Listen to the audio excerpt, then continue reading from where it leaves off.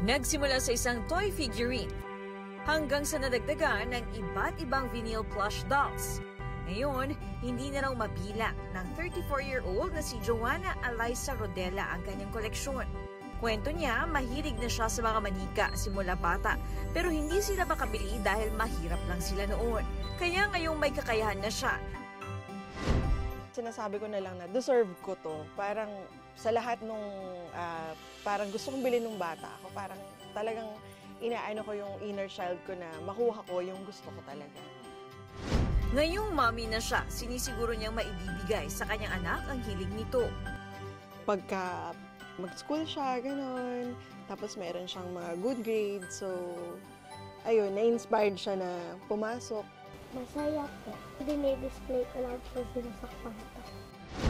Ang mga toy figurines na ito at mga vinyl plush dolls tulad nito ay ilan lamang sa kinokolekta ng ating mga kababayan para ma-heal ang ikangay tinatawag nila na inner child.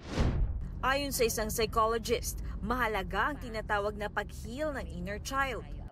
It's like addressing the wounded child. It's more of healing who you are before.